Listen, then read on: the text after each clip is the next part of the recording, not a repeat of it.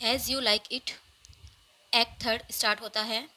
Act third scene first. Act third scene first में हम Duke Frederick और Oliver को देखते हैं। ओलिवर को बुलवाया गया है क्योंकि ड्यूक फ्रेडरिक को ये लगता है कि जो ओलिवर का भाई है ऑरलैंडो, उसी के साथ जो है उसकी बेटी सीलिया और उसकी जो नीस है रोजालिंड वो गई हैं।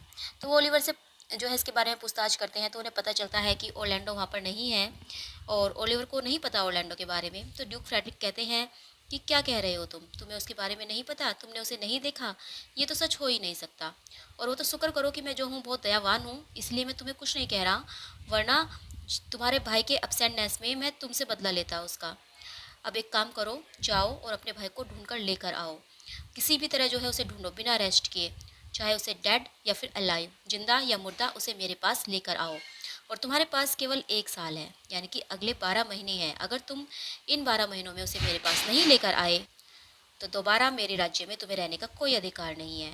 और जब तक तुम अपने भाई को नहीं लेकर आते तब तक तुम्हारी जितनी भी लैंड है, पोजीशंस हैं, सब ये मेरी होगी, मैं इसको सीज करता हूँ। ओलिवर कहता है कि काश आप जान सकते मेरी ट्रू फीलिंग्स क्या है मेरे भाई के प्रति, और मैंने तो कभी भी अपने भाई से प्यार किया ही नहीं। तो ड्यूक फ्रेडरिक कहते हैं अच्छा, फिर तो ये और भी गलत बात है। फिर वो अपने लॉर्ड से कहते हैं इसे बाहर फेंक दो, बाहर फिकवा दो इसे, और मेरे ऑफिसर से कहो कि वो जाए और इसका जो हाउस है, इसकी जो लैंड है, इसकी जितनी भी पोजीशंस है, जितना भी इसकी धन दौलत संपत्ति है, उन सबको देखे जाकर और उन पर अधिकार कर ले। अभी करो इसे और इसको यहाँ से बाहर ले जाओ। और वो सब यहाँ से चले जाते हैं। तो एक्ट थर्ड सीन फर्स्ट जो है वो छोटा सा सीन था, ये यहाँ पर ही ख़त्म होता है। अब एक्ट थर्ड सीन सेकंड जो बहुत लंबा होने वाला है स्टार्ट होता है। एक्ट थर्ड के सीन सेकंड में हम सबसे पहले ऑरलैंडो को देखते हैं। ऑरलैंडो के हाथ में एक पेपर है। ऑरलैंडो जो है कहता है कि इसको इस पेड़ पर लटका दो और मेरी पोइट्री, मेरी कविता जो है मेरे प्यार की विटनेस है, मेरे प्यार की गवाही देगी। और फिर वो डायना को इन्वॉक करता है। डायना जो गॉडेस है, क्वीन ऑफ द नाइट है, 3 क्राउन वाली, 3 क्राउन्स की वो जो है गॉडेस है, यानी कि वो मून, चैस्टिटी और अंडरवर्ल्ड, वो 3 जगह की रानी है। तो वो उसको इन्वॉक करता है। वो उसे कहता है कि जो तुम्हारी ये चेस्ट आइज़ हैं, ये जो तुम्हारी पवित्र आंखें हैं, इनसे सर्वे करो, इनसे देखो। ये जो पेल स्फेयर है तुम्हारा, यानी कि जो तुम स्फेयर है, जो गोल गोल जिस पर तुम बैठी हुई हो पीले रंग का, इससे तुम देखो अपनी हंट्रेस को। वो हंट्रेस यहाँ पर रोजालिन को कह रहा है क्योंकि रोजालिन ने जो है ओरलैंडो का शिकार कर लिया एक तरह से, ओरलैंडो के हर्ट का। तो वो रोजालिन को हंट्रेस कहकर बुलाता है, कहता है कि देखो तुम हंट्रेस, रोजालिन को, जिसने जो है मेरे पूरे जीवन पर अधिकार कर लिया है, जिसके नाम ने जो है मेरे जीवन पर जिसका नाम जो है मेरे जीवन पर रूल कर रहा है। ओह रोजालिंड, ये जो ट्रीज़ हैं ये मेरी किताबें हैं, और मैं अपने सारे विचार, इसकी जो बार्क हैं, इनकी जो तने हैं, इनकी जो झाड़ियाँ हैं, मैं इन पर लिख दूँगा। सारे टहनियों पर जो है मैं अपने विचार लिख दूंगा, मैं अपनी कविताएं लिख दूंगा, ताकि जो भी व्यक्ति इस फॉरेस्ट से गुजरेगा वो देखेगा, वो तुम्हारी जो डिस्क्रिप्शन है उसको पढ़ेगा। हर जगह जो है उसे तुम्हारी डिस्क्रिप्शन मिलेगी देखने को। रन रन ओरलैंडो, वो अपने आप से कहता है कि ओरलैंडो दौड़ो दौड़ो, और हर पेड़ पर जो है ये जो तुम्हारी ब्यूटीफुल वर्सेस हैं, जो तुम्हारी ब्यूटीफुल कविताएं हैं, इनको चिपका दो। The chest and the indescribable Rosalind, यानी कि रोजालिंड के बारे में जो कि चेस्ट है और जिसका कि वर्णन किया ही नहीं जा सकता, जो कि अवर्णनीय है। और वो वहाँ से चला जाता है। तभी वहाँ पर हम कोरिन और टचस्टोन को देखते हैं। तो कोरिन और टचस्टोन में जो है आपस में कुछ अच्छी अच्छी बातें होती हैं। कोरिन जो है टचस्टोन से पूछता है कि तुम्हें कैसा लगा ये सेफर्ड का जीवन, मास्टर टचस्टोन। तो टचस्टोन जो है वो एक क्लाउन है, फूल है, तो वो अपने ही विट में आंसर देता है। वो कहता है सच बात बताऊँ सेफर्ड, तो ये वास्तव में एक अच्छी लाइफ है, लेकिन अगर मैं कंसिडर करता हूँ इसको एज ए सेफर्ड लाइफ, तो ये वर्थलेस है। अगर ये सोलिटरी है तो मुझे ये बहुत पसंद है, लेकिन क्योंकि ये बिल्कुल लॉनली है, यानी कि बिल्कुल ये प्राइवेट है, तो ये बहुत ही टेरेबल है। यानी कि वो दोनों ही चीज़ें कह रहा है कि सोलिटरी है, सोलिटरी तो एकाकी पनी हुआ, एकाकी है मतलब यहाँ पर, तो मुझे अच्छा लग रहा है, लेकिन क्योंकि ये बिल्कुल लॉनली है, प्राइवेट है, नेस है यहाँ पर, तो ये मुझे टेरेबल लग रही है। Because it is in the fields, वो कहता है कि क्योंकि ये खेतों में है तो ये मुझे खुश कर रही है, लेकिन ये कोर्ट में नहीं है तो ये मुझे बोर कर रही है। और क्योंकि ये एक सिंपल लाइफ है तो ये मेरे नेचर को सूट करती है, लेकिन इसमें जो है चीज़ें ज़्यादा नहीं हैं, अत्यधिक चीज़ें नहीं हैं, तो ये मेरे टेस्ट के अगेंस्ट भी है, क्योंकि मुझे यहाँ पर खाने के लिए ज़्यादा चीज़ें नहीं मिल पाती। फिर वो सेफर्ड से पूछता है कि क्या तुम भी जो हो फिलोसफर हो, क्या तुम भी जो है कोई फिलोसफी बोल सकते हो। तो कोरिन कहता है कि मैं ज़्यादा तो नहीं जानता, मैं केवल इतना ही बता सकता हूँ कि अगर आप बीमार हैं और तो जितना बीमार आप होते जाओगे उतना ही जो है आपको वर्स फील होगा, उतना ही ज़्यादा जो है आप दुखी फील करोगे। और मैं ये बता सकता हूँ कि अगर आपके पास मनी नहीं है, आपके पास जो है कोई जॉब नहीं है, कंटेंटमेंट नहीं है, यानी कि संतुष्टि नहीं है, तो आप जो है इन तीनों फ्रेंड्स के बिना हो, आपके पास ये तीनों मित्र नहीं हैं। और मैं ये भी बता सकता हूँ कि जो रेन है, जो मतलब जो बारिश है वो गीली होती है, यानी कि वो भिगोती है, और जो फायर है वो जलती है। और जो ये अच्छी ग्रास है, यानी कि जो ये अच्छी घास है, ये शीप को मोटा करती है, यानी कि जो शीप है इनको चरती है, इन्हें खाती है, तो ये इनको मोटा करती है। और जो रात का सबसे बड़ा कारण वो ये है कि सूरज की कमी, यानी कि सूरज का चले जाना ही से ही रात होती है। आगे वो बोलता है कोरिन कि वो इंसान जो कि अपने नेचर या अपने एजुकेशन से विटी नहीं है, वो कंप्लेन कर सकता है कि उसके जो पेरेंट्स थे वो बहुत डल रहे होंगे, या फिर उसकी अच्छी अपब्रिंगिंग नहीं हुई है, यानी कि उसका जो पालन पोषण है वो अच्छे तरीके से नहीं हुआ है। टचस्टोन कहता है कि फिर तो तुम जो है एक नेचुरल फिलोसफर हुए, क्या तुम कभी कोर्ट में गए हो शेफर्ड? कोरिन कहता है कि नहीं, मैं तो नहीं गया। तो टचस्टोन कहता है देन यू आर डैमेंड, यानी कि फिर तो तुम जो है अभिशप्त हो, एक तरह से तुम्हें जो है कर्श मिला हुआ है। कोरिन कहता है कि मुझे तो ऐसा नहीं लगता। टचस्टोन कहता है ट्रूली, तुम वाकई में जो है डैमेंड हो, तुम उस एग की तरह हो जिसे केवल एक ही तरीके से, एक ही मतलब साइड से पकाया गया हो। तो कोरिन कहता है कि सिर्फ इसलिए कि मैं कभी कोर्ट नहीं गया, क्या तुम इसलिए मुझे जो है मतलब अभिशप्त बता रहे हो? अपने रीजनिंग को एक्सप्लेन करो, बताओ कि तुम क्यों बता रहे हो, क्या रीज़न है इस चीज़ का? तो टचस्टोन कहता है कि भाई, अगर तुम कभी भी कोर्ट में नहीं गए तो इसका मतलब कि तुमने कभी गुड मैनर्स देखे ही नहीं, और अगर तुमने गुड मैनर्स नहीं देखे तो जो तुम्हारे ये मैनर्स हैं ये बहुत ही विकड है, बहुत ही बेकार है, दुष्ट है। और जो विकटनेस होती है वो सिन की तरह है, सिन पाप की तरह है, और पाप जो है पाप एक डैमनेशन है, पाप जो है खुद में एक अभिशप्त है, अभिशाप है। तो इसीलिए आप जो हो एक अभिशप्त व्यक्ति हो शेफर्ड। तो कोरिन कहता है कि नॉट एट ऑल टचस्टोन, और तुम किस गुड मैनर्स की बात कर रहे हो? जो गुड मैनर्स तुम्हारे कोर्ट में होते हैं, जो मैनर्स, जिन मैनर्स को तुम अपने कोर्ट में गुड कहते हो, वो हमारी कंट्री में रिडिकुलस कहे जाते हैं। जैसे कि हमारा जो बिहेवियर है उसका तुम कोर्ट में मजाक बनाते हो। जो कंट्री का बिहेवियर होता है, जो गांव के लोगों का बिहेवियर होता है, उसका जो है कोर्ट वाले लोग मजाक बनाते हैं। उसी तरह जो कोर्टली मैनर्स होते हैं वो हमारे लिए रिडिकुलस होते हैं। तुमने मुझे बताया था कि जब कोर्ट में कोई आता है तो तुम उसका अभिवादन करते हो, उसका वेलकम करते हो, तो तुम उसके हाथ पर किस करते हो। अगर कोर्टिस सेफर्ड्स होते तो इस प्रकार का जो मैनर्स था वो उनके लिए वल्गर होता, यानी कि वो उनके लिए अच्छा नहीं होता, वो इसे सही नहीं मानते, वो इसे गलत मानते। तो टचस्टोन कहता है कि मुझे प्रूफ दो, कोई एग्जाम्पल दो कि ऐसा क्यों मानते हो, मतलब इस चीज़ को गलत क्यों मानते। तो कोरिन कहता है क्योंकि हम जो सेफर्ड होते हैं हम हमेशा जो है अपनी शिप पर, अपने भेड़ों पर हाथ लगाते रहते हैं, और उनका जो फ्लीस होता है, यानी कि उनका जो एक तरह से मांस होता है वो बहुत ही चिकना होता है, तुम्हें पता है। तो टचस्टोन कहता है तो क्या हुआ, जो कोर्ट में इंसान होते हैं, जो कोर्टलीस होते हैं, क्या उनके हाथों से पसीना नहीं आता? और जो तुम्हारी भेड़ें हैं उनका जो ग्रीज है, उनका जो मतलब मुलायम त्वचा है, उनका जो वो मुलायमनेस है, जो वो तो किसी इंसान के पसीने से तो बेहतर ही है।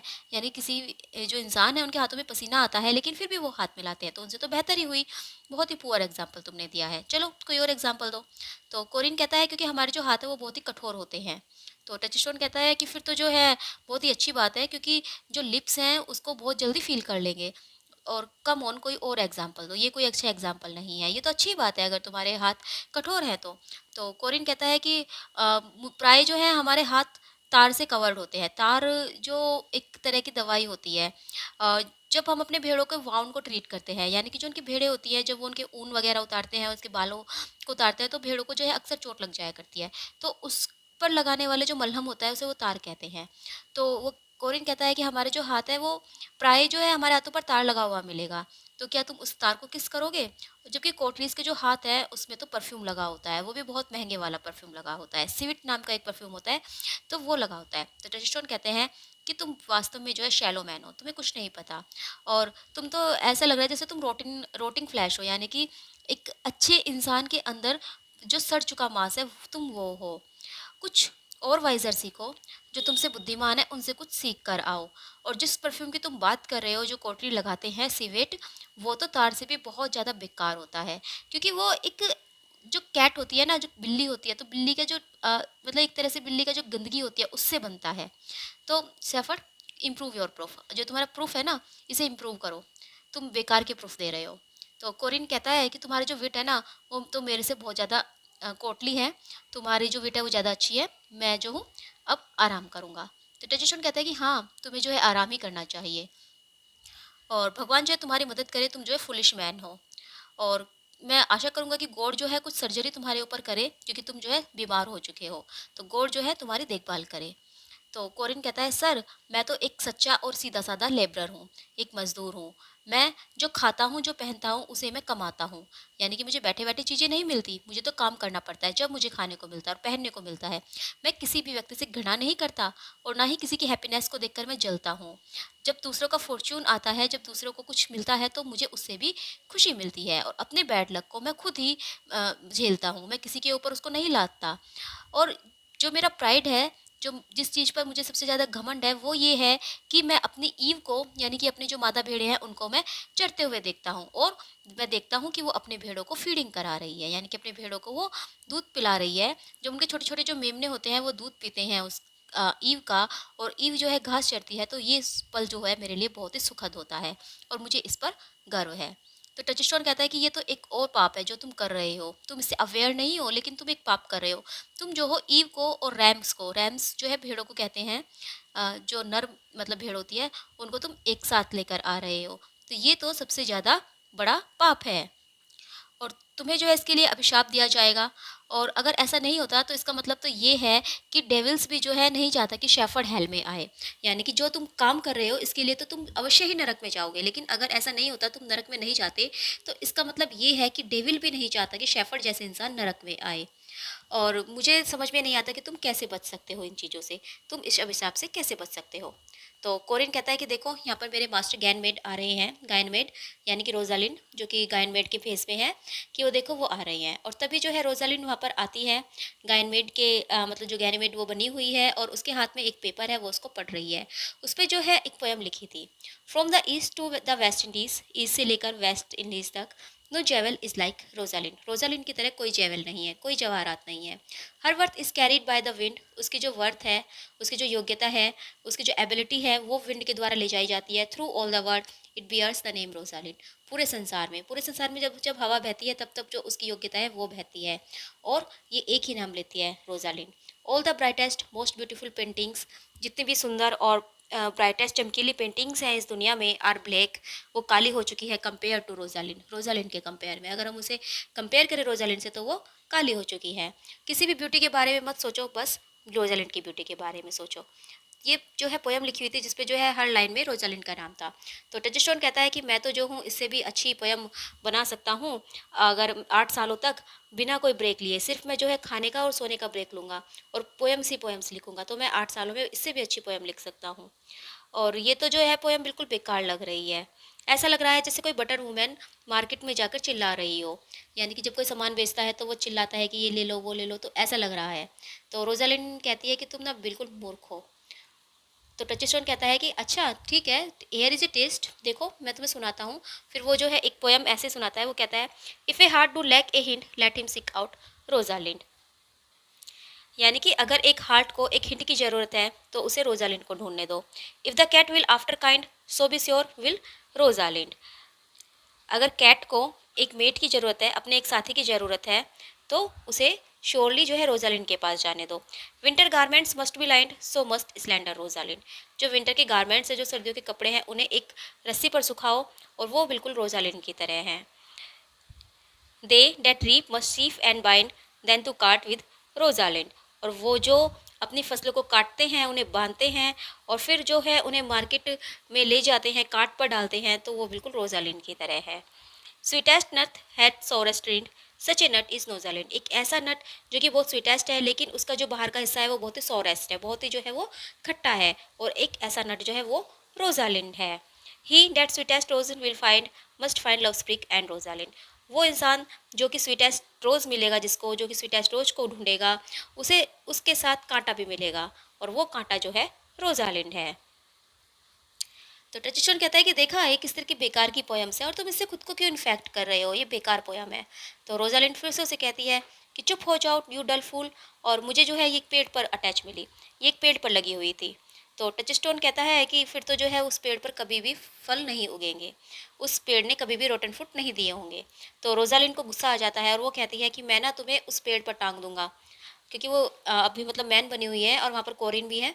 तो वो कहती है कि मैं ना इसके साथ ही तुम्हें उस पेड़ पर टांग दूंगा, और फिर वो एक फल देगा मैटलर। और जो मैटलर फल जो होता है वो सबसे अर्लीस्ट टाइप फ्रूट होता है कंट्री में, क्योंकि जब तक वो सड़ नहीं जाता, एक तरह से जब वो रोटन नहीं हो जाता उसको खाया नहीं जाता। जब वो राइप होता है तब भी उसको नहीं खा सकते, बिकॉज वो बहुत हार्ड होता है, जो मैटलर नाम का एक फ्रूट होता है। तो जब वो सड़ने लगता है तब जो है उसको खाया जाता है। तो वो कहती है कि तुम फिर जो है मैटलर के पेड़ पर मैं तुम्हें टांग दूंगा। तो टचस्टोन कहता है कि तुम कह चुके, और अब जो है जो ये फॉरेस्ट है ये जज करेगा कि तुमने सही कहा या गलत कहा, तुम्हारे जो वर्ड्स थे वो वाइज थे या नहीं थे। तभी वहाँ पर सीलिया आ जाती है और सीलिया के हाथ में भी जो है एक पेपर है और वो भी पढ़ रही है कुछ।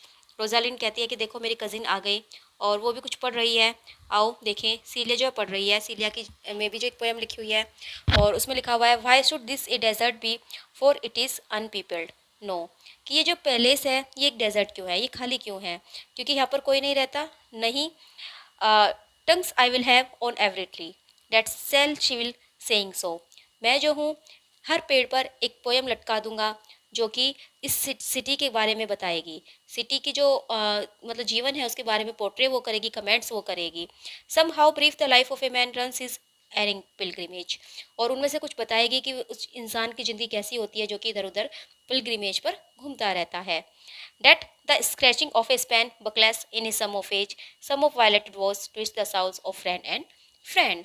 और उनमें से जो है कुछ वो हमारी पूरी लाइफ टाइम के बारे में बताएगी कि हमारा जो जीवन है वो कितना होता है, और कुछ जो है ब्रोकन प्रोमिस को बताएगी जो कि दोस्तों के बीच में किए जाते हैं।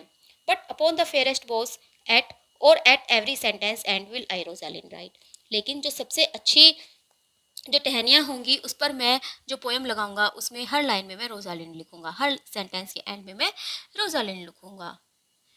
Teaching all that read to know the quintessence of every spirit, heaven would in little show.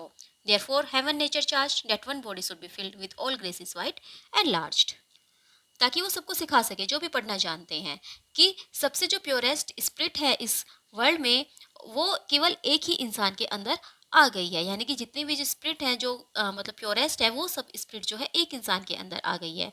और हेवन ने नेचर को कमांड दिया कि उसकी जो बॉडी को भर दो उन सभी ग्रेसेस से जो कि इन औरतों के अंदर होती है, यानी कि हर औरत के अंदर कोई ना कोई क्वालिटी होती है। लेकिन हेवन ने जो है, गॉड ने जो है नेचर को कमांड दी थी, नेचर को ऑर्डर दिया था कि एक ऐसी लेडी बनाओ जिसके अंदर सारी क्वालिटी हो, और फिर नेचर ने जो है उसे बहुत सारी क्वालिटी दी।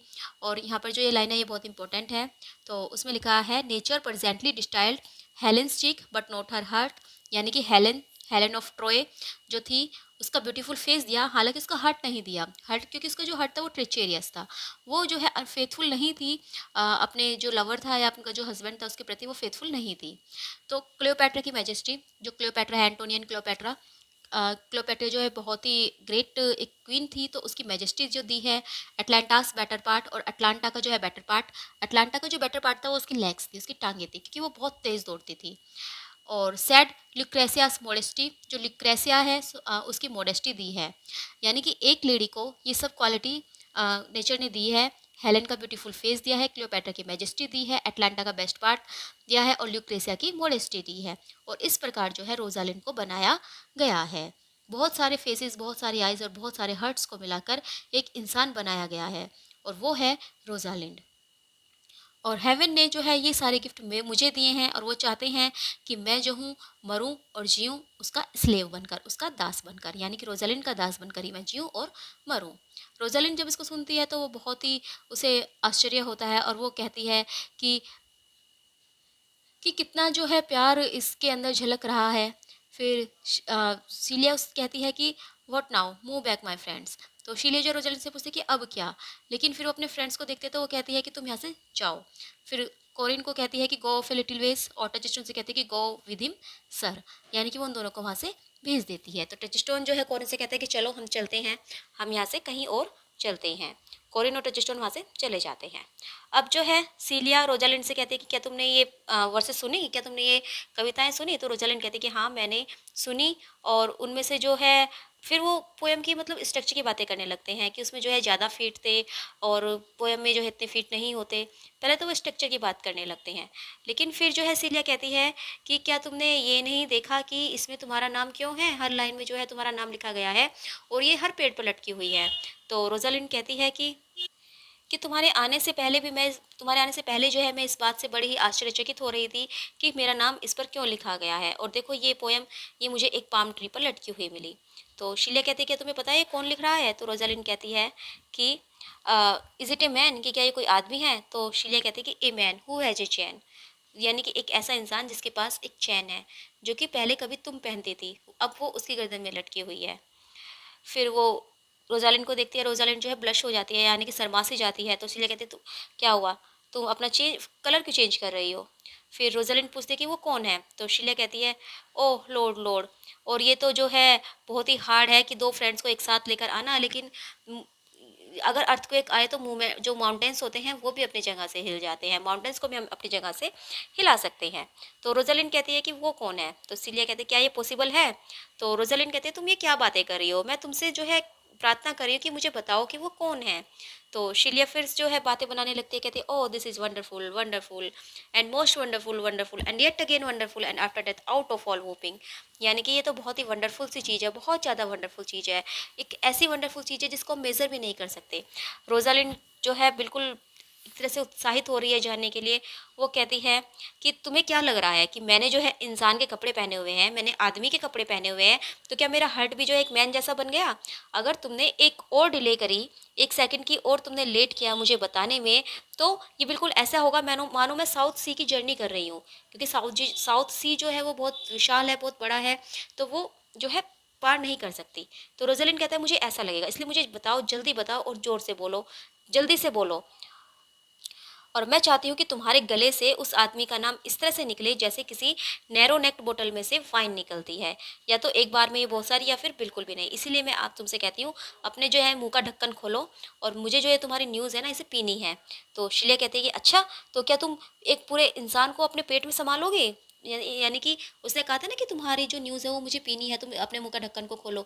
तो वो कहती है कि अच्छा अगर मैं ढक्कन खोलूंगी और मैं जो है निकालूंगी तो क्या तुम उसे पी जाओगी, एक इंसान को अपने पेट के अंदर संभालोगी? तो रोजालिन कहता है क्या वो वास्तव में है, वास्तव में एक इंसान है? किस तरह का इंसान है वो? क्या उसने हैट पहना हुआ है अपने सर पर? क्या उसकी ठुड्डी पर जो है दाढ़ी उगी हुई है? तो सिले कहते कि नहीं, उसको बड़ी दाढ़ी नहीं है बल्कि छोटी सी दाढ़ी है। तो रोजालिन कहती है कि कोई गोड़ जो है उसको बड़ी दाढ़ी देना चाहिए था गोड़ को, लेकिन कोई बात नहीं, वो बाद में भेज देंगे, मैं वेट कर लूँगी जब तक इसकी दाढ़ी नहीं उगती, और अब तुम जो है डिले मत करो और मुझे बताओ। तो सीले कहते हैं कि ये यंग ओरलैंडो है, वो ओरलैंडो जिसने कि रेसलर को भी जीता था और तुम्हारे हट को भी जीत लिया था। रोजालिन कहते कि नहीं, तुम मेरा मजाक बना रही हो, सच सच बताओ। तो सीले कहते कि मैं प्रॉमिस करती हूँ कजिन वही है।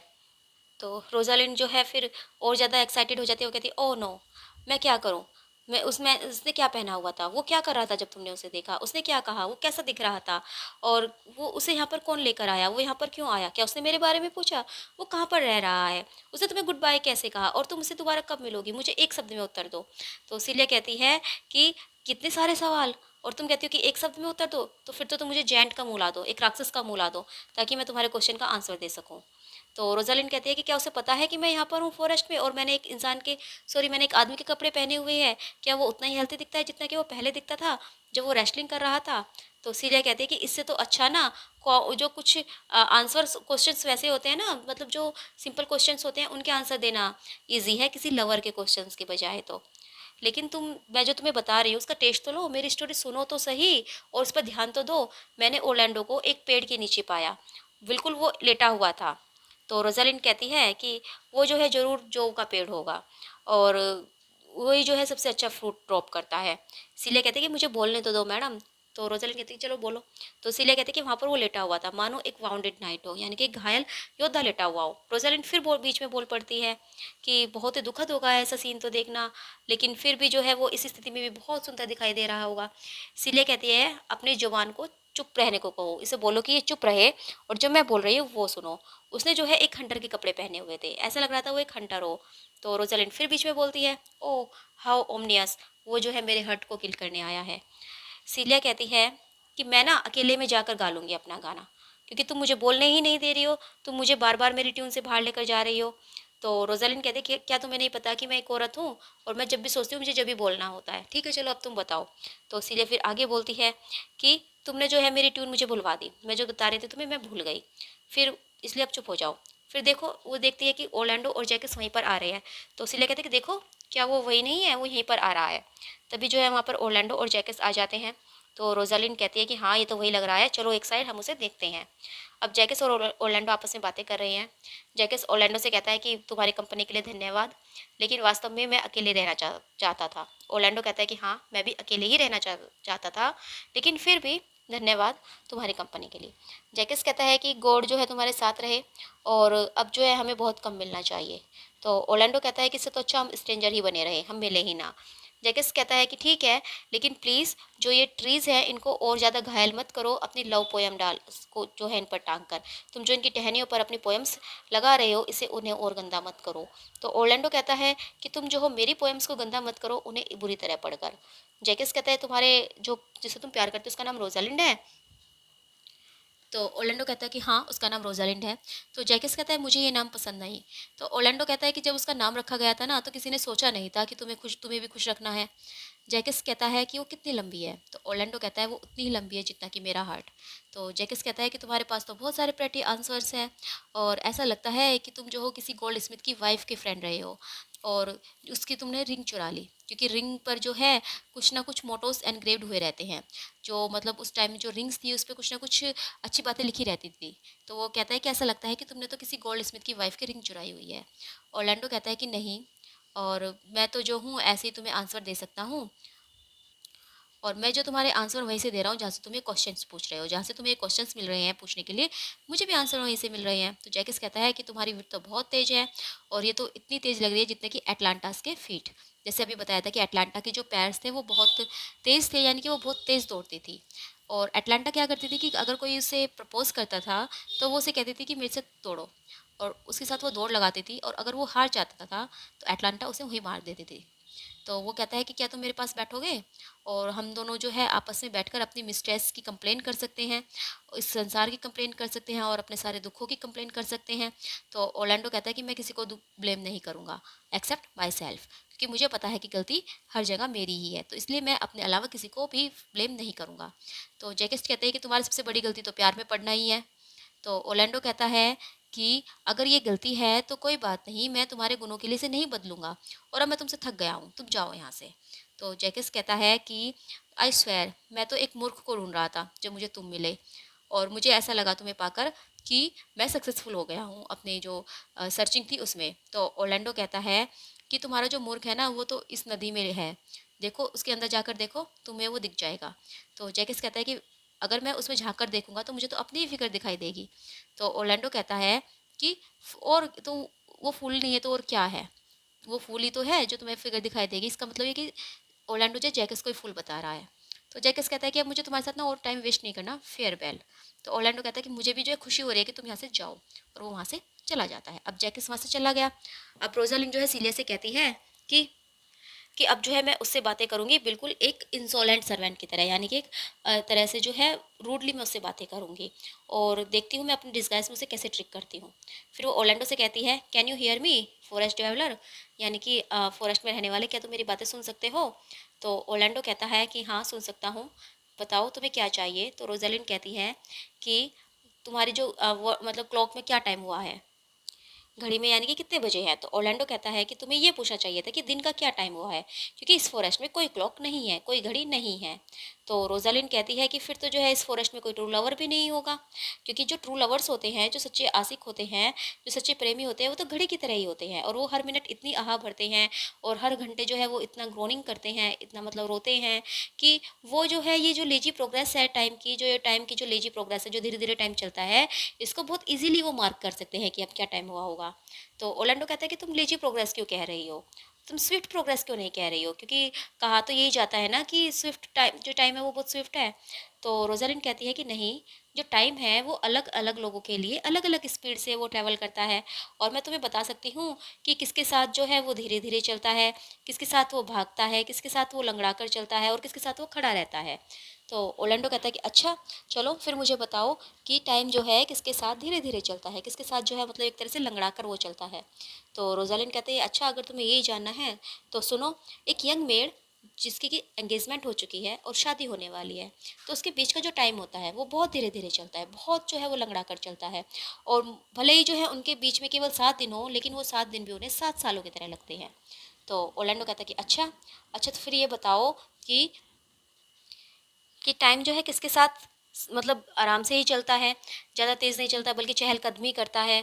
तो रोजालिन कहती है कि एक प्राइस्ट के साथ जिसे लैटिन नहीं आती और एक रिच मैन के साथ जिसे कोई बीमारी नहीं है, क्योंकि जो वो आराम से सो सकते हैं, क्योंकि जो प्राइस्ड है उसे जल्दी नहीं उठना पड़ेगा स्टडी करने के लिए, क्योंकि जब उसे लैटिन ही नहीं आती तो वो कोई काम ही नहीं करेगा। और जो दूसरा है वो खुश है क्योंकि उसे कोई दुख नहीं है, कोई दर्द नहीं है। एक के पास कोई बर्डन नहीं है हार्ड स्टडी का और दूसरे के पास कोई बर्डन नहीं है पॉवर्टी का, गरीबी का, क्योंकि वो बहुत अमीर है। तो टाइम जो है उनके साथ स्मूथली चलता है। फिर ओलैंडो पूछता है कि अच्छा, और टाइम किसके साथ तेजी से जो है भागता है, तेजी से दौड़ता है। तो रोजालिंडो कहती है कि एक थीफ के साथ जिसको कि फांसी के तख्ते पर ले जाया जा रहा हो। वो भले ही कितनी ही आराम से क्यों ना चल ले, कितनी ही वो धीरे धीरे क्यों ना चल ले, लेकिन उसे लगेगा कि वो बहुत जल्दी जो है वहाँ पहुँच गया है। यानी कि एक चोर जिसको कि फांसी की सजा हुई हो, भले उसमें कितना ही टाइम हो, लेकिन उसके लिए समय बहुत तेजी से भागता है। ओरलैंडो पूछता है अच्छा, और फिर किसके साथ जो है टाइम स्टिल खड़ा रहता है, यानी कि जिसके पता ही नहीं चलता टाइम बीतने का। तो रोजालिन कहती है कि वो लॉयर्स के साथ होता है वैकेशन में, क्योंकि वे जो है कोर्ट सेशन के बीच में सो जाते हैं, यानी कि एक कोर्ट सेशन के से दूसरे कोर्ट सेशन के बीच का जो समय होता है उसमें वो सोते हैं। तो इसीलिए उन्हें पता ही नहीं चलता कि टाइम कैसे जा रहा है। ऑर्लैंडो कहता है कि तुम कहाँ रहते हो, तुम तो बहुत क्लेवर यूथ हो। तो रोजालिन कहती है कि मैं जो हूँ अपनी बहन के साथ और यहीं इस फॉरेस्ट के आउटस्कर्ट्स में ही रहता हूँ। और ये जैसे कि एक पेटीकोट में फ्रिंग होते हैं, यानी कि जैसे एक लहंगा होता है तो उसके नीचे जो गोटा लगा हुआ होता है चारों तरफ, तो इसी तरह जो है फॉरेस्ट के चारों ओर जो एक आउटस्कर्ट्स है मैं यहीं पर रहता हूँ। ओरलैंडो कहता है कि क्या तुमने यहाँ पर जन्म लिया है। तो रोजालिन कहती है कि हाँ, मैं यहीं का नेटिव हूँ, जैसे कि तुम ये खरगोश देख रहे हो और ये भी वहीं रहता है जहाँ से जन्म लिया, तो मैं भी वहीं रहता हूँ जहाँ मैंने जन्म लिया। तो ओरलैंडो कहता है लेकिन जो तुम्हारी आवाज़ है, जो तुम्हारी टोन है, वो तो यहाँ की नहीं लगती, वो तो यहाँ से बहुत ज़्यादा बेटर लगती है। तो रोजालिन कहती है कि हाँ, ऐसा तो मुझे बहुत से लोगों ने बताया, बट एक्चुअली बात क्या है कि मेरे एक ओल्ड रिलीजियस अंकल थे, उन्होंने मुझे बोलना सिखाया है, और वो एक सिटी ड्वेलर थे, या जो वो अपने जवानी में वो सिटी में रहते थे, और वो दोनों चीज़ जानते हैं, कोर्टलीनेस भी और कोर्टशिप भी। यानी कि कोर्टशिप होता है किसी के साथ प्यार में पड़ना। तो वो कहती है, रोजालिन कहती है कि मेरे अंकल सब कुछ जानते हैं, वो कोर्ट में भी रहे हैं और उन्हें जो है वो सिटी में जो है प्यार में पड़ गए थे। और जब मैंने उन्हें सुना तो वो बहुत सारे लेक्चर देते रहते थे और वो प्यार में पढ़ने को मना करते थे, यानी कि कंडम करते थे कि फेलिंग इन लव जो है वो गलत है, फॉलिंग इन लव प्यार में नहीं पढ़ना चाहिए। और मैं जो हूँ भगवान को धन्यवाद देता हूँ कि मैं एक औरत नहीं हूँ, I am not a woman, क्योंकि फिर जो है मुझे भी ट्रबल मिलती, मुझे भी जो है करप्ट किया जाता, क्योंकि वो जो है पूरे औरत जाति को गालियाँ देते थे, एक तरह से जो है पूरी औरत जाति को वो करप्ट बताया करते थे। तो ओरलैंडो कहता है कि क्या तुम्हें याद है कुछ ग्रेटेस्ट एविल्स, यानी कि कुछ बुराइयाँ जो कि वो औरतों पर क्या करते थे। तो रोजालिन कहती है उसमें से कोई ग्रेट नहीं थी, कोई ग्रेटेस्ट नहीं थी, वो सब जो है एक जैसी ही थी।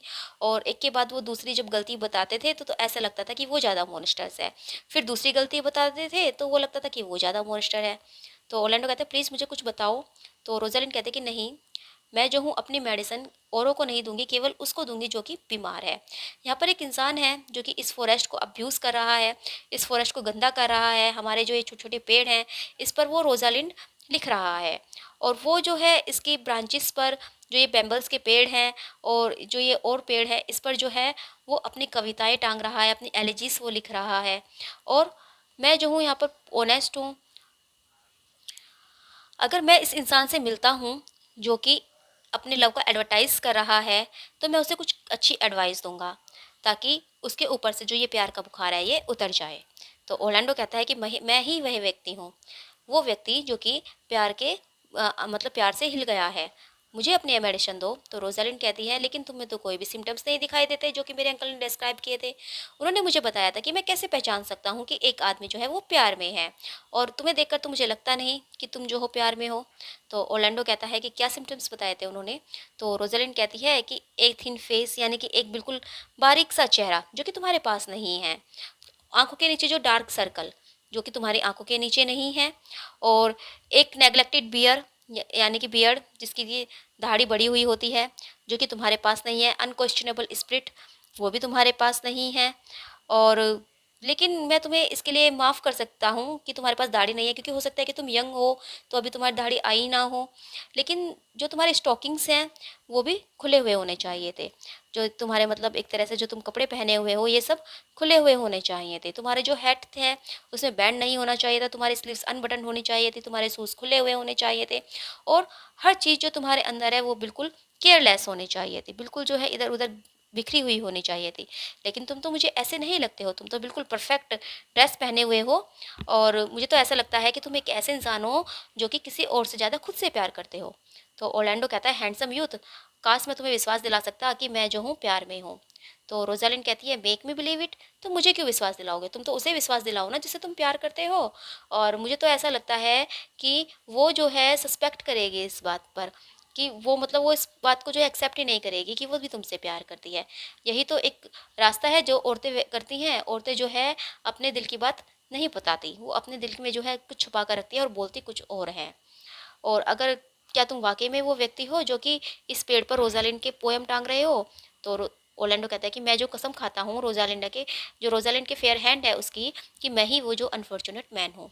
तो रोजालिंड कहती है लेकिन क्या तुम वाकई में इतने ही रियली में मतलब इतना प्यार करते हो जो कि तुम्हारी पोएम्स बता रही हैं। तो ओरलैंडो कहता है कि मेरी पोएम्स और कोई भी रीज़न जो है मेरे प्यार को एक्सप्रेस ही नहीं कर सकते, मैं तो इनसे भी कहीं ज़्यादा जो है रोजालिंड से प्यार करता हूँ। तो रोजालिंड कहती है कि लव जो है ना वो बिल्कुल पागलपन की तरह है, मैं तुम्हें बताता हूँ। और जो लवर्स हैं उन्हें तो बेड हाउस में भेज देना चाहिए, जो जहाँ पर कि पागल लोगों को भेजा जाता है। लेकिन एक ही रीज़न है कि उन्हें पनिशमेंट नहीं दी जाती या उन्हें बेड हाउस में नहीं भेजा जाता, क्योंकि जो वीपर्स होते हैं यानी कि जो कोड़े मारते हैं वो भी प्यार में होते हैं। क्योंकि बेड हाउस में क्या था, जो लोग पागल हो जाते थे उनको बेड हाउस में भेजा जाता था, और बेड हाउस में जो है उनको वीप किया जाता था, यानी कि उनको कोड़े मारे जाते थे। तो वो कहता है कि कोड़े मारने वाले भी प्यार में हैं, तो इसलिए जो है उन्हें पनिशमेंट नहीं दी जाती। लेकिन मैं क्लेम करता हूँ कि ये जो है काउंसलिंग के साथ क्योर किया जा सकता है, अगर मैं काउंसलिंग करूँ तो तुम ठीक हो सकते हो। तो ओरलैंडो पूछता है क्या तुमने कभी किसी को क्योर किया है, किसी को ठीक किया है। तो रोजालिंड कहती है कि हाँ मैंने किया है।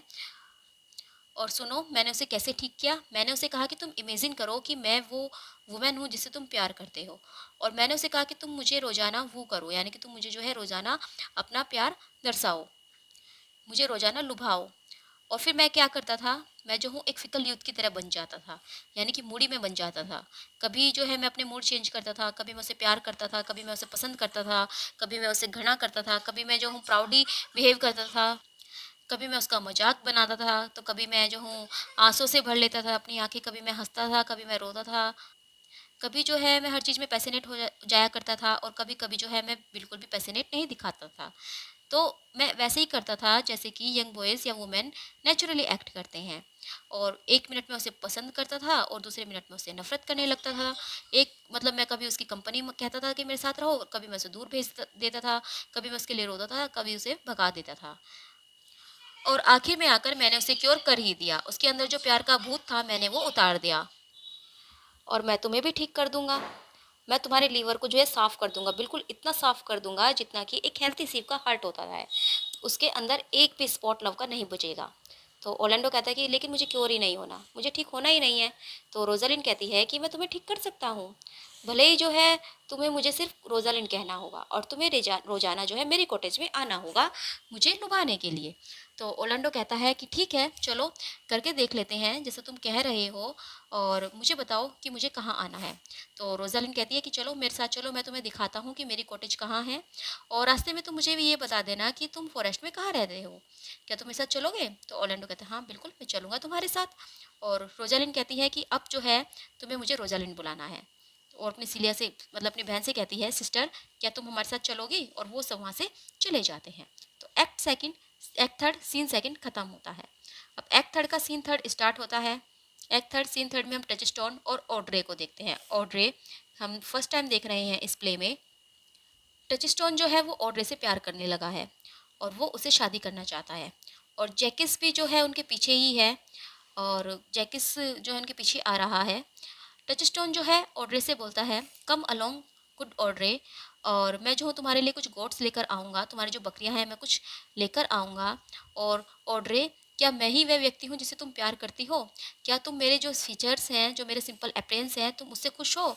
तो ऑड्रे को समझ नहीं आता कि फ़ीचर्स क्या हैं, तो ऑड्रे कहते हैं कि फ़ीचर्स क्या है? गॉड जो है हमें प्रोटेक्ट करे, फ़ीचर्स किसको कहते हैं? तो टचस्टोन कहता है कि मैं जो हूँ यहाँ पर तुम्हारे साथ हूँ और तुम्हारे गॉड्स के साथ हूँ। बिल्कुल उसी तरह जिस तरह वो विटी पोइट ऑनेस्ट ओविड जो था उसे एग्जाइल कर दिया गया था गॉड्स के बीच में, गॉड्स के बीच में जो है उसको छोड़ दिया गया था, इसी तरह मैं गॉड्स के बीच में तुम्हारे साथ हूँ। तो जैकिस जो है अपने आप से ही कहता है कि ये जो फूल है, ये जो मूर्ख है, इसके अंदर कितनी नॉलेज है, और ऐसे इंसान के अंदर नॉलेज होना तो बिल्कुल अनवर्थी है। ये तो बिल्कुल ऐसे है जैसे जो किंग ऑफ गॉड्स थे, यानी कि जो किंग ऑफ गॉड्स थे वो एक थैच्ड हट में रहते हो, यानी कि एक फटी पुरानी झोपड़ी में रहते हो। तो टचस्टोन फिर आगे बोलता है कि टचस्टोन कहता है कि जब एक व्यक्ति की जो पोएम्स है उसको ना समझा जाए और उसके जो गुड जोक्स हैं उसको अप्रिसिएट किया जाए, तो ये सबसे बड़ी जो है बिल्कुल वर्स हो चीज़ होती है। वो ऐसी होती है मानो आप किसी छोटे से कमरे में रह रहे हो और उसका जो है आपको बहुत ज़्यादा किराया देना पड़े। काश भगवान ने जो है तुम्हें पोइटिकल बनाया होता ऑड्रे। तो ऑड्रे कहते हैं कि पोइटिकल क्या चीज़ होती है? क्या पोइटिकल जो होता है वो ऑनेस्ट होता है अपने काम में और डीड में, यानी कि अपने शब्दों में और अपने कामों में, क्या वो ऑनेस्ट चीज़ होती है? और क्या इसका मतलब सच्चाई होती है? तो टजिस्टन कहता है कि नहीं, बिल्कुल भी नहीं। सच बताऊं तो जो ट्रूएस्ट पोइट्री होती है वो तो इमेजिनेटिव होती है, यानी कि सच्ची कविता तो वही होगी जिसमें इमेजिनेशन हो। तो लवर्स जो है वो पोइट्री लिखते हैं लेकिन उसमें इमेजिनेशन बहुत ज़्यादा होती है और वो जो है सच नहीं हो सकती। इतनी इमेजिनेटिव जो है पोइट्री होती है कि वो रियल हो ही नहीं सकती। तो ऑड्रे कहता है कि क्या तुम फिर भी चाहते हो कि जो है गॉड मुझे पोइटिकल बनाए? तो रजिस्टर कहता है कि हाँ मैं चाहता हूँ, क्योंकि तुमने जो है कसम खाई थी कि तुम वर्जिन हो, और अगर तुम एक पोइट होती, यानी कि तुम एक कवि होती एक तरह से, तो मैं आशा कर सकता था कि तुम जो है झूठ बोल रही हो। तो ऑड्रे कहता है क्यों, क्या तुम नहीं चाहते कि मैं चेस्ट हूँ, मैं ऑनेस्ट हूँ? तो टचस्टोन कहता है कि नहीं, ट्रूली, और जब तक कि तुम अगली नहीं हो जाती। क्योंकि जो चेस्टिटी होती है वो एक औरत में अगर ब्यूटी के साथ है तो इसका मतलब ये है कि हनी जो है शुगर के साथ है, यानी कि हनी तो खुद ही मीठा है और उसके साथ शुगर मिला दिया जाए तो वो ज़्यादा ही स्वीट हो जाए। तो टचस्टोन यहाँ पर ये कहता है कि जो लेडी खूबसूरत है उसके साथ अगर चेस्टिटी भी है तो वो तो एक तरह से शुगर प्लस हनी हो गया। एक्चुअली उस टाइम जो था पता नहीं, शेक्सपियर ने बहुत से मतलब जो प्लेस है उसमें लेडीज़ को इसी तरह से डिस्क्राइब किया है, लेडीज़ को अनफेथफुल ही दिखाते हैं, आई डोंट नो व्हाई। तो जैकिस फिर अपने आप से कहता है कि कितना फूल है लेकिन कितनी अच्छी सेंस है इसके अंदर। ऑड्रे फिर कहती है कि वेल, मैं तो सुंदर नहीं हूँ, इसीलिए मैं गॉड से प्रार्थना करूँगी कि कम से कम वो मुझे चेस्ट तो बनाए। तो टचस्टोन कहता है कि चेस्टिटी को वेस्ट करना एक अगली स्लट के ऊपर, तो इस मतलब ये तो बिल्कुल ऐसा हुआ जैसे आप एक डर्टी डिश में एक अच्छा मीट डाल रहे हो, यानी कि अगली स्लट पे अगली जो चीज़ है उस पर अगर हम चेस्टिटी को वेस्ट करें तो ये तो गलत बात है। तो ऑड्रे कहते हैं कि मैं कोई स्लट तो नहीं हूँ और मैं भगवान से धन्यवाद देती हूँ कि मैं अगली हूँ। तो टचस्टोन कहता है कि गॉड को जो है तुम्हारी अगलीनेस की फिर प्रेस करनी चाहिए, गॉड जो है तुम्हारी अगलीनेस की प्रेस करे, और स्लटिसनेस तो बाद में आ जाएगी, मैं तुमसे शादी करूँगा। और मैंने जो है ओलिवर मार्टेस्ट जो प्राइस्ड है नियर बाय विलेज में, मैंने उनसे भी बोल दिया है और उन्होंने प्रॉमिस किया है कि वो आएंगे और हमें फॉरेस्ट में यहाँ पर मिलेंगे और वो हमारी शादी कराएंगे। तो जैकिस अपने आप से कहता है कि मैं भी ये सब देखूंगा, मुझे जो है देखना अच्छा लगेगा। तो ऑड्रे कहती है well, may the god bless our marriage, कि जो गॉड है वो हमें ब्लेस करें। टचस्टोन कहता है आमीन। और टचस्टोन ये भी कहता है कि कोई दूसरा आदमी जो है इसे अच्छा ना माने, क्योंकि जो फॉरेस्ट है वो रियल टेम्पल नहीं है और यहाँ कोई ऑडियंस नहीं है बल्कि हॉर्न बेस्ड्स हैं, यानी कि ऐसे पशु हैं जिसके ऊपर हॉर्न होते हैं, लेकिन कौन परवाह करता है। हॉर्न्स जो है वो हेटफुल है लेकिन वे नेसेसरी भी है। और बहुत से लोग ऐसे हैं जो कि वेल्थी हैं और उन्हें नहीं पता लेकिन उनके पास भी हॉर्न होते हैं, और मैं जो है विश्वास करता हूँ कि बहुत से लोगों के पास अच्छे हॉर्न होते हैं जबकि उन्हें पता भी नहीं होता कि वो कितने बड़े हैं। और ये वो चीज़ है जो कि वाइफ मैरिज में लेकर आती है, यानी कि शादी में जो है वाइफ एक दहेज के रूप में उन्हें लेकर आती है। एक्चुअली क्या है कि पहले कहा करते थे कि जो मतलब इंसान जिसकी जो वाइफ है वो अनफेथफुल हो, वो एक तरह से बेवफा हो, तो उसके जो है उन्हें ककोल्ड कहा जाता था। ओथेलो में भी हमने पढ़ा था ककोल्ड। तो ककोल्ड उनको कहा जाता था और ये कहते थे कि उनके सिर पर जो है सींग उग जाते हैं, यानी कि जिनकी वाइफ अनफेथफुल होती है उनके सिर पर सींग उग जाते हैं। हालांकि वो दिखते नहीं, लेकिन उनके जो है सींग होते हैं। तो यहाँ पर जो है टचस्टोन वही बात कर रहा है कि बहुत से लोग होते हैं जो वेल्थी होते हैं, धनी होते हैं, उनके भी सिरों पर सींग होते हैं, यानी कि उनकी भी जो पत्नियां होती हैं वो अनफेथफुल होती है, भले ही उन्हें पता ना हो। और जो सींग है ये एक ऐसी चीज है जो कि एक औरत अपने साथ दहेज में लेकर आती है, और जो लोग हैं वो, मतलब जो आदमी है वो इसका कुछ नहीं कर सकते। और जो ये हॉर्न्स हैं ये केवल पूरे मैन के लिए नहीं होते, बल्कि बहुत से नोबलेस्ट मैन भी ऐसे होते हैं जिनके बड़े बड़े हॉर्न होते हैं और उनको पता ही नहीं होता। जो एक मैरिड मैन होता है, अगर उसके फोरहेड पर हॉर्न हो तो वो ज़्यादा अच्छा है, बजाय एक बैचलर के बेयर फोरहेड के। यानी कि एक बैचलर जिसका माथे में कुछ ना हो, बिल्कुल बेयर हो, उससे तो अच्छा वो मैरिड मैन है जिसके की सींग हो। तभी जो है वहाँ पर सर ओलिवर मार्टेक्स्ट आ जाता है और वो कहता है कि देखो सर ओलिवर यहाँ पर आ गए। फिर वो सर ओलिवर मार्टेक्स से कहते हैं कि मैं जो हूँ खुश हूँ कि आप यहाँ पर आए हैं, और आप जो है कहाँ पर अपना काम करेंगे, यहीं इस पेड़ के नीचे, या फिर हम आपके साथ जो है आपके चैपल पर चले, यानी कि आपके चर्च में चले। तो सर ओलिवर मार्टिस्ट कहता है कि क्या कोई नहीं है जो कि इस मतलब वुमेन को देगा, यानी कि इसका जो हाथ है वो तुम्हारे हाथ में देगा, क्या यहाँ पर ऐसा कोई नहीं है? तो टचस्टोन कहता है कि मैं जो हूँ किसी व्यक्ति से गिफ्ट नहीं लेना चाहता, यानी कि मैं नहीं चाहता कि कोई व्यक्ति जो है इसे गिफ्ट की तौर पर मुझे दे। तो सर ओलिवर मार्टिक्स कहते हैं कि ट्रूली, लेकिन ये जो है मैरिज की एक तरह से कस्टम होती है, और मैरिज लीगल तभी होगी जब कोई इसका हाथ जो है आप तुम्हारे हाथ में देगा, यानी कि कोई इस लेडी को तुम्हें देगा। तभी जो है जैकेस जो कि पीछे खड़ा होकर सारी बातें सुन रहा था, वो फिर आगे आता है और कहता है कि proceed proceed, I will give her, कि मैं दे दूंगा। तो टचस्टोन कहता है कि गुड इवनिंग, और व्हाट इज़ हिज नेम, यानी कि तुम्हारा क्या नाम है, और आप कैसे हैं सर, मुझे खुशी हुई कि आप यहाँ पर आए हैं, और भगवान जो है आपको ब्लेस करे कि आप यहाँ पर एकदम से आ गए, मैं आपको देखकर बहुत खुश हूँ, और यहाँ पर जो है एक अनइम्पोर्टेंट मैटर हो रहा है, इसीलिए जो है अपने हेड आप अपने ऊपर रखिए। जैकिस कहता है कि क्या तुम वास्तव में शादी करना चाहते हो? तो टचस्टोन कहता है कि हाँ बिल्कुल। तो जैकिस कहता है लेकिन तुम जो हो इस तरह से शादी करोगे, एक भिखारी की तरह, इस जो है बश में, इस झाड़ियों में, और वो भी एक अनएजुकेटेड प्राइस से। चर्च में जाओ और वहाँ पर जो है एक प्रॉपर प्राइस लो जो कि तुम्हें सही मैरिज के मायने बताएगा कि मैरिज क्या होती है। और ये क्या है, ये जो फेलो है ये तो यहाँ पर तुम्हें दोनों को एक साथ बिठाएगा और बस ऐसे ही कर देगा जैसे तुम मतलब कुछ भी नहीं होगा, इस तरह से तुम्हारी शादी नहीं होगी।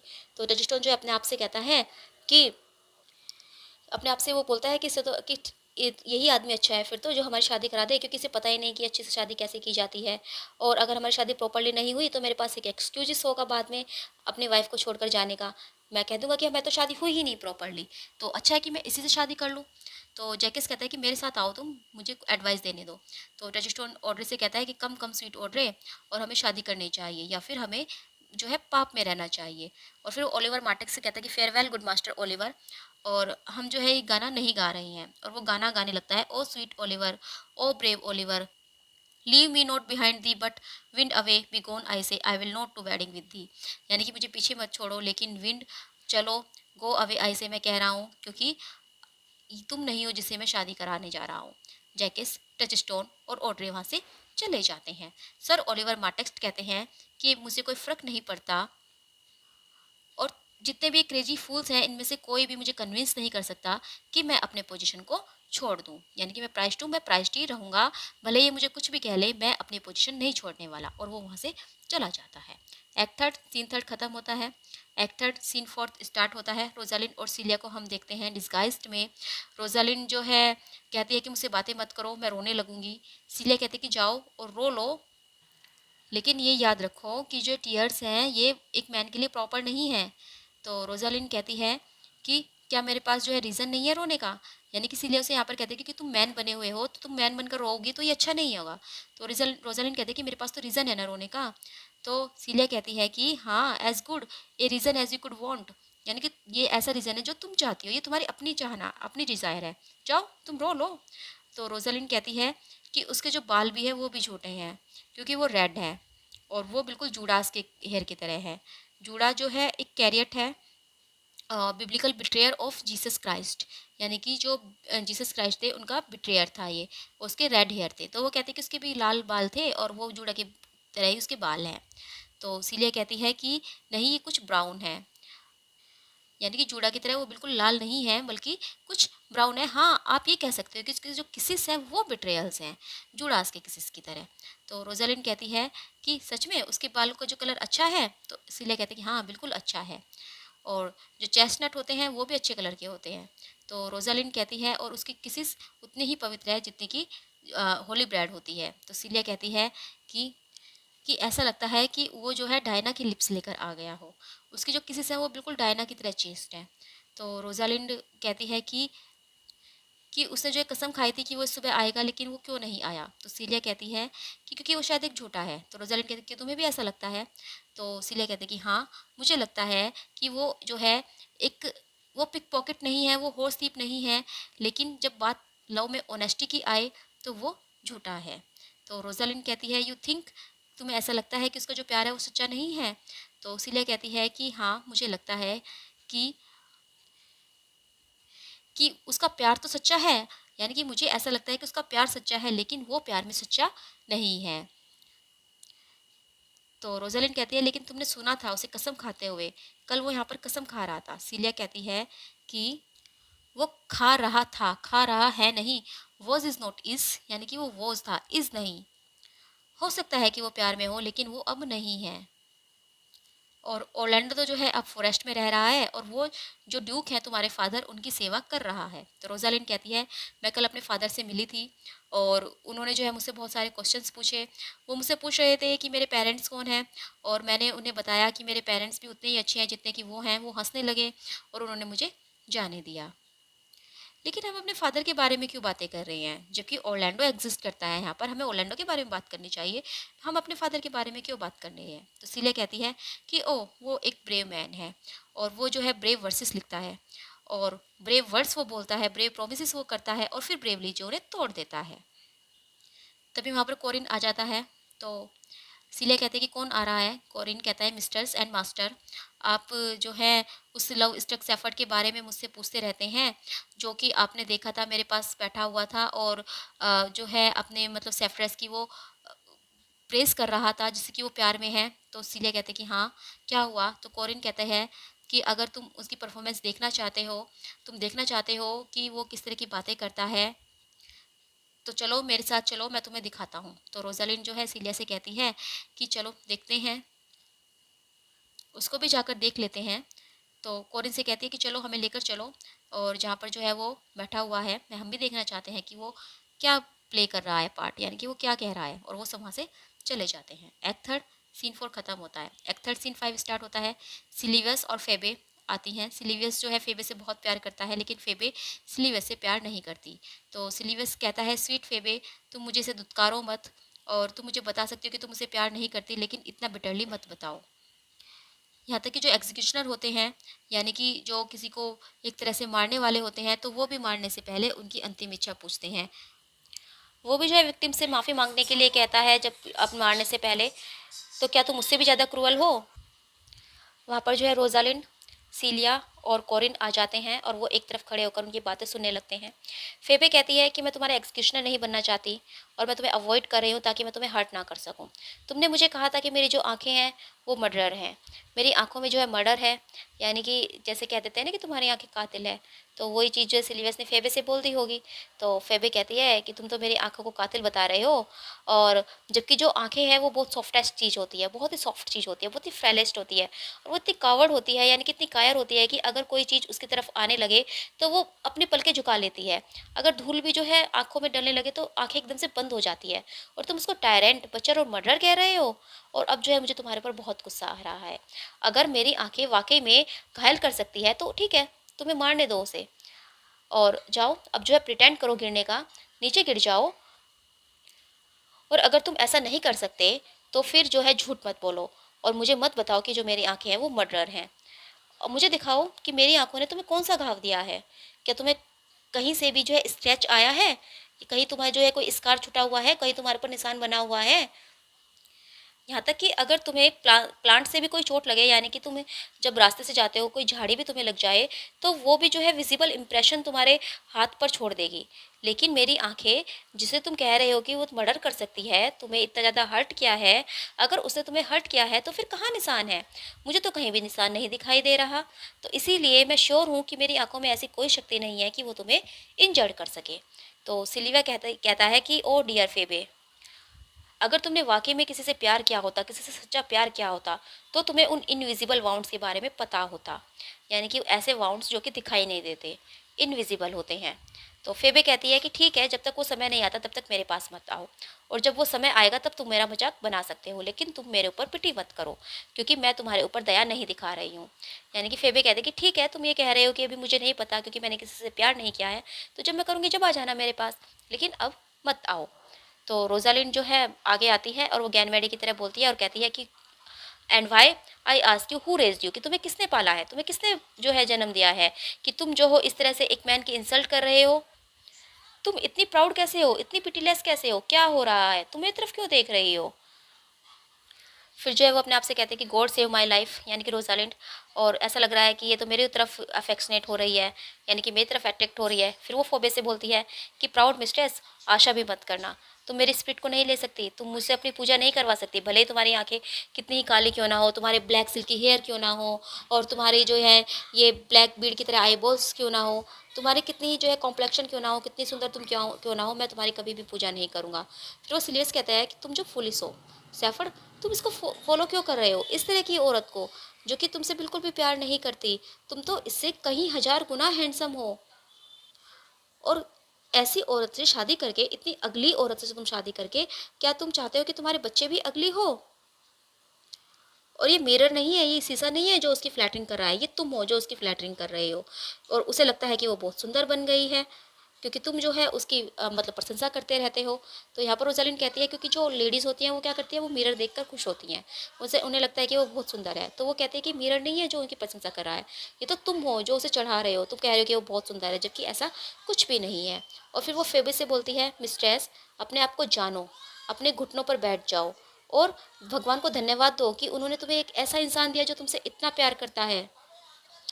और मैं जो हूँ एक मित्र की तरह तुम्हें सलाह देता हूँ कि तुम्हें बिक जाना चाहिए, जबकि ऐसा खरीदार हो, क्योंकि आगे तुम्हें कोई खरीदार नहीं मिलेगा। इस मैन से जो है दया मांगो, इसे प्यार करो और इसे ऑफर की तरह रखो, क्योंकि तुम बहुत अगली हो, और अगलीनेस जो है वो बहुत ज़्यादा रोस्ट चीज़ होती है। वो सिलेबस से कहता है कि इसीलिए जो है इसको लो एफर्ट और गुड लक। फेबे जो है कहती है, स्वीट यूथ, तुम जो हो पूरे साल मुझे ऐसे ही स्कोन करते रहो, ऐसे ही डांटते रहो, और मैं तुम्हारी जो है स्कोल्डिंग सुनने को तैयार हूँ, तुम्हारी डांट सुनने को तैयार हूँ, लेकिन इस इंसान की जो है मैं लुभावना नहीं सुनूंगी। यानी कि इंसान जो मेरी प्रशंसा करता है या जो मेरे पास आएगा, ये मुझे वो करेगा, तो वो मैं नहीं मानूंगी, बल्कि इससे तो अच्छा मैं तुम्हारी डांट ही सुन लूँगी। तो रोजालिंड कहती है रोज कि ये जो है ना इंसान, ये तुम्हारी अगली नेस को देखकर भी तुम्हारे साथ प्यार करता है। और सिलीवेस से कहती है कि ये जो है मेरे गुस्से को देखकर प्यार में पड़ रही है, अगर ऐसा है तो जब भी जो है वो तुम्हें फ्रॉनिंग लुक से आंसर देगी तो मैं उसे डांटूंगा। यानी कि फेबे जो है मतलब मेरे गुस्से से प्यार कर रही है, और तुम इसी अगलीनेस से प्यार करते हो, तो जब जब फेबे तुम्हें डांटेगी तो मैं फेबे को डांटूंगा। और फेबे से कहता है कि तुम मुझे ऐसे क्यों देख रही हो? तो फेबे कहती है कि I don't mean you any harm, यानी कि मैं तुम्हें कोई नुकसान नहीं पहुंचा रही हूँ। तो रोजालिन कहती है कि प्लीज़ मेरे साथ प्यार मत पड़ना, और मैं तो जो हूँ बहुत झूठा हूँ, इतना झूठा हूँ जो कि मतलब इंसान प्रॉमिस करता है जब वो ड्रंक किए हुए हो, और इसके अतिरिक्त मैं तुम्हें पसंद भी नहीं करता। मैं नहीं मतलब तुम नहीं जानते कि मेरा घर कहाँ है। फिर वो सिले से कहता है कि सिस्टर चलें, और सिलीवे से कहता है शेफर्ड, इस पर जो है काम करते रहो, और सिले से कहता है कि कम ऑन सिस्टर, और वो फेबे से कहता है शेफर्ड्स इसके बारे में सोचो और ज़्यादा प्राउडी मत बनो, और इस संसार की जो हर चीज़ जो है तुम्हें देख सकती है, लेकिन कोई भी व्यक्ति इतना ब्लाइंड नहीं होगा जितना कि ये है। फिर वो सीलिया और कोरिन से कहता है कि come let's go to our flock. Rosalind, Celia और कोरिन वहाँ से चले जाते हैं।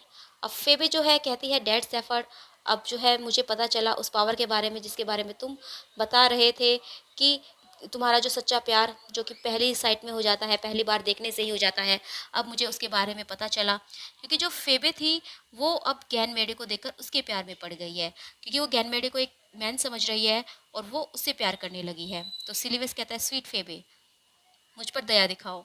तो फेबे कहती है, well I am sorry for your dear Silvius, कि मुझे माफ़ करो। तो सिल्वस कहता है कि अगर तुम वाकई में सॉरी हो तो इसका मतलब तुम मुझे क्योर कर सकती हो, और अगर तुम वाकई में मेरे दुख पर, जो मेरे प्यार का दुख है, इस पर जो है तुम दुख प्रकट कर रही हो, तो मुझे मतलब मुझे वापस में प्यार दो, और जो तुम्हारा दुख और मेरा जो ग्रीफ है वो दोनों मिल जाएंगे। तो फेबे कहती है कि तुम्हारे पास है तो मेरा प्यार, माई नेबरली लव, क्या ये पर्याप्त नहीं है? तो सिलिवस कहता है कि नहीं, मुझे तुम्हें रखना है, मुझे तुम्हें अपने पास चाहिए। तो फेबे कहती है कि ये तो बिल्कुल ग्रीटनेस हुई, ये तो लालच हुआ। सिलिवस, मैं जो तुमसे नफरत करती थी, लेकिन मैं तुमसे अब प्यार भी नहीं करती हूँ, लेकिन तुम जो हो प्यार के बारे में बातें कर सकते हो, इसीलिए अब मैं तुम्हारे साथ रहना पसंद करूँगी, ताकि तुम मुझे भी कुछ सिखा दो। लेकिन मुझसे इससे ज़्यादा एक्सपेक्ट मत करना, ये मत सोचना कि मैं जो तुम्हें इसके बदले में पेमेंट दूंगी और तुम्हारी जो प्यार की बातें हैं मेरे ऊपर वर्क करिए, ऐसा मत सोचना। तो सिलिवस कहता है कि मेरा जो प्यार है तुम्हारे लिए वो बहुत ही होली है, बहुत ही पवित्र है, बहुत ही परफेक्ट है, और भले ही तुम मुझसे कितनी भी नफरत क्यों ना कर लो, मैं जो हूँ हमेशा तुमसे प्यार करता रहूँगा। इसीलिए अब जो है मुझे केवल एक स्माइल दे दो और मैं उसी में जिंदा रह लूँगा। फिर फेबे पूछते हैं, क्या तुम उस युद्ध को जानते हो जो अभी अभी मुझसे बातें कर रहा था? तो सिलिवस कहता है कि नहीं, मैं नहीं जानता, लेकिन मैं उससे कुछ टाइम मिला हूँ, यानी कि मैं ए फ्यू टाइम्स उससे मिला हूँ, और उसने जो है यहाँ पर कॉटेज खरीदी है उस ओल्ड पीजेंट की, जो कि यहाँ पर रहा करता था, उसकी कॉटेज और उसकी जो लैंड है उसने वो खरीद ली है। तो फेबे कहती है कि ये मत सोच रहा कि मैं उससे प्यार करने लगी हूँ, मैं उसके बारे में सिर्फ इसलिए पूछ रही हूँ क्योंकि वो एक इरिटेटिंग बॉय है। हालांकि वो अच्छा बोलता है, लेकिन मैं उसके शब्दों की परवाह क्यों करूं? जो शब्द होते हैं वो गुड होते हैं, अगर उन जो बोलने वाला है उनको वो प्लीजेंटली बोले, यानी कि सुनने वाले को अच्छा लगे, तब वो शब्द अच्छे होते हैं। वो एक फ़ाइन ही होता है, लेकिन इतना भी फ़ाइन नहीं है, वो बहुत प्राउड ही है। हालांकि उसका जो प्राइड है उसको सूट करता है, वो एक अच्छा इंसान बनेगा। और उसके बारे में जो सबसे बेस्ट पार्ट है वो उसका कॉम्प्लेक्शन है, और उसके जो वर्ड्स हैं उसने मुझे ऑफेंड किया है, लेकिन उसके जो अपेरेंस है उसने उन वाउंड्स को हील भी कर दिया है, यानी कि उनके शब्दों ने मुझे घाव दिए हैं, लेकिन उसकी जो अपेरेंस थी उसे देखकर मेरे सारे जो घाव थे वो ठीक भी हो गए हैं। वो ज़्यादा लंबा नहीं है, लेकिन अपनी एज में वो लंबा है। उसकी जो लेग्स हैं वो सो है, लेकिन फिर भी वो बहुत अच्छी है। और उसके होठों पर जो है एक रेडनेस थी, और एक लिटिल डार्कर और एक मोर पैसिनेट थे, जो उसके होठ थे वो रेड से भी ज़्यादा जो है वो पैसिनेट थे। और उसके चीक भी जो है, उसके गाल भी ऐसे ही थे। उसका एक जो गाल था वो पूरा रेड था, और दूसरा जो गाल था वो पिंक और वाइट था। सिलिवियस, यहाँ पर जो है बहुत सी औरतें ऐसी होंगी जो कि उसको देखते ही उसके प्यार में पड़ गई होंगी, उससे प्यार करने लगी होंगी। जिस तरह से मैंने उसके हर पार्ट को इंस्पेक्ट किया है, इस तरह से ही अगर किसी ने उसके हर पार्ट को इंस्पेक्ट किया होगा तो वो श्योरली उससे प्यार करने लगी होगी। लेकिन अगर बात मेरी है तो मैं उससे प्यार नहीं करती, और ना ही मैं उससे नफरत करती हूँ। हालांकि मेरे पास रीज़न है कि मैं उससे नफरत करूँ, उससे प्यार ना करूँ। लेकिन उसे क्या हक था कि वो मुझे डांटे? उसने कहा कि मेरी आंखें जो है वो ब्लैक है, मेरे बाल जो है वो ब्लैक है, और अब मुझे याद है कि उसने मुझे डांटा भी था।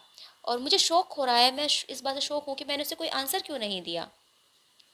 पर कोई बात नहीं, मैं भूल गई थी उसे आंसर देना, उस समय मैं अपने अधिकार भूल गई थी। लेकिन इसका मतलब ये नहीं है कि वो एग्जिस्ट ही नहीं करते। मैं जो हूँ उसे एक लेटर लिखूंगी और तुम उसे डिलीवर करोगे। क्या तुम करोगे सिलिवियस? तो सिलिवियस कहता है कि हाँ बिल्कुल, विद ऑल माई हार्ट फेबे। तो फेबे कहते हैं कि ठीक है, मैं अभी इमीडिएटली उसे लिखूंगी, और जो मैं कहना चाहती थी, जो मेरे दिमाग में था, अब मैं वो उसे लिखूंगी। और मैं जो हूँ उसे बहुत ज़्यादा कर्श करूँगी, यानी कि एक्सट्रीमली जो क्रूअल जो चीज़ें हैं वो मैं उसको लिखूँगी। मेरे साथ चलो सिल्वियस, और वो वहाँ से चले जाते हैं। इस तरह जो है एक्ट थर्ड यहाँ पर ख़त्म होता है।